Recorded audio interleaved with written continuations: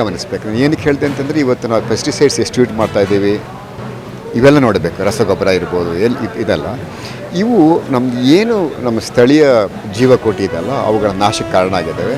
ಅವು ನೇರವಾಗಿ ಒಂದು ರೀತಿ ಪರೋಕ್ಷ ಅನ್ಬೋದು, ಬಟ್ ನಾನು ಹೇಳೋದು ನೇರವಾಗಿಯೇ ನಮ್ಮ ಇಲ್ಲಿ ಬೆಳೆಗೆ ಒಂಥರ ಮಾರಕ ಆಗುತ್ತೆ ಅಂತ. ಸಹಜ ಕೃಷಿ ಯಶಸ್ವಿ ಆಗಬೇಕಂತಂದರೆ ನಾವು ಇಡೀ ಜೀವ ಪರಿಸರನ ಇಂಟ್ಯಾಕ್ಟಲ್ಲಿ ಇಟ್ಕೊಳ್ಳೋಕ್ಕೆ ಪ್ರಯತ್ನ ಮಾಡಬೇಕು. ಕೇಸರ್ ವೆರೈಟಿ, ಆಲ್ಫ್ಯಾನ್ಸೋ ಎಲ್ಲವನ್ನು ಅಂದರೆ ಉತ್ತಮ ತಳಿಗಳು ಸಹ ತಮಗೆ ದೊರಕ್ತಾ ಇದೆ. ಇದಲ್ಲದೆ ನಾವು ಪ್ರದರ್ಶನಕ್ಕೆ ಸಹ ಇಟ್ಟಿದ್ದೇವೆ. ಸುಮಾರು ಮ್ಯಾಂಗೋ ವೆರೈಟೀಸ್ ತಾವು ನೋಡ್ತಾ ಇರ್ಬೋದು.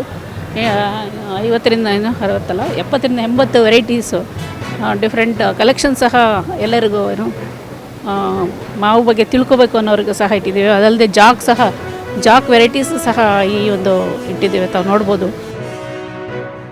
ಯುವಕರ ಇದು ಸಂಖ್ಯೆ ಭಾಳ ಕಡಿಮೆ. ಇತ್ತೀಚಿನ ದಿನಗಳಲ್ಲಿ ಯುವಕರು ಕೃಷಿ ಮತ್ತು ಪರಿಸರದ ಕಡೆಗೆ ಅಷ್ಟೊಂದು ಗಮನ ಕೊಡ್ತಾ ಇಲ್ಲ.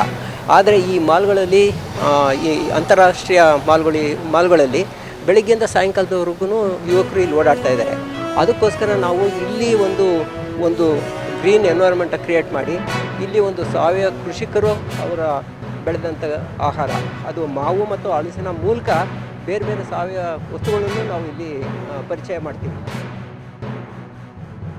ಕಡೆಗೆ ತಲುಪಬೇಕು ಅಂದರೆ ಅದಕ್ಕೆ ವೇದಿಕೆ ಕಲ್ಪಿಸ್ಕೊಟ್ಟಿದ್ದು ನೆಕ್ಸಸ್ ಮಾಲ್. ಅವ್ರು ಹೇಳಿದ್ರು, ಬನ್ನಿ ಈ ಜಾಗನ ಉಪಯೋಗಿಸ್ಕೊಳ್ಳಿ, ನೀವು ರೈತರಿಗೆ ಇದನ್ನು ಯಾರೆಲ್ಲ ಸಾವಯವ ಮಾಡ್ತಾ ಇದ್ದೀರಾ ಅವ್ರಿಗೆ ಒಂದು ವಿಶೇಷವಾಗಿ ನಾವು ವೇದಿಕೆ ಕಲ್ಪಿಸ್ಕೊಡ್ತೀವಿ ಅಂತ ಹೇಳಿದ್ರು. ಅದನ್ನು ಉಪಯೋಗಿಸ್ಕೊಳ್ತಾ ಯುವಜನತೆಗೆ ತಲುಪಬೇಕು, ಮತ್ತು ಇದರಲ್ಲಿ ಕೃಷಿ ಕಡೆಗೆ ಒಲವು ತೋರಬೇಕು, ಮತ್ತು ಕೆಮಿಕಲ್ ಫ್ರೀ ಯಾರೆಲ್ಲ ಅರ್ಬನ್ ಗಾರ್ಡನಿಂಗ್ ಮಾಡೋಕ್ಕೆ ಇಷ್ಟಪಡ್ತಾರೆ ಅವ್ರಿಗೊಂದು ವೇದಿಕೆಯಾಗಿ ಈ ರೈತರು ಇಲ್ಲಿ ನೆಕ್ಸಸ್ ಮಾಲನ್ನು ವೇದಿಕೆಯಾಗಿ ಬಳಸ್ಕೊಂಡು ಇಲ್ಲಿ ಇವತ್ತು ಮೇಳ ನಡೆಸ್ತಾ ಇದ್ದೀವಿ.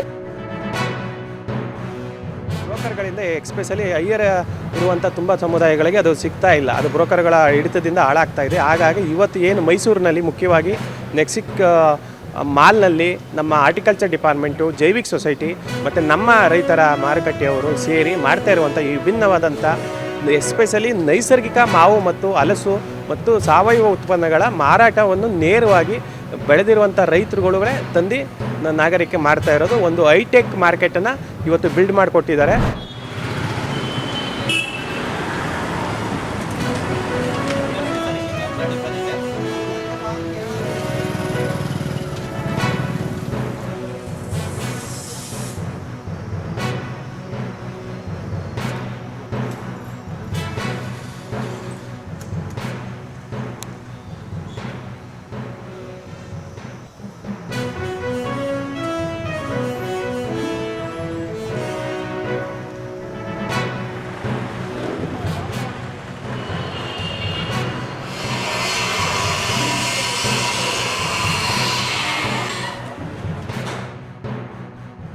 ಕಾರ್ಯಕ್ರಮವನ್ನು ಚಾಲನೆ ಮಾಡೋದ್ರ ಜೊತೆಗೆ ಅನೇಕರು ಮಾತನಾಡ್ತಿದ್ದಾರೆ. ತಮಗೆಲ್ಲ ತಿಳಿದಂತೆ UBDG 1951ರಲ್ಲಿ ಸ್ಥಾಪನೆ ಆಯಿತು.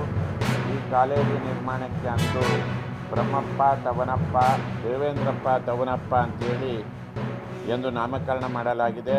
ಅಂದಿನ ಕಾಲಕ್ಕೆ ಕಾಲೇಜು ನಿರ್ಮಾಣಕ್ಕಾಗಿ 1.5 ಲಕ್ಷ ರೂಗಳನ್ನು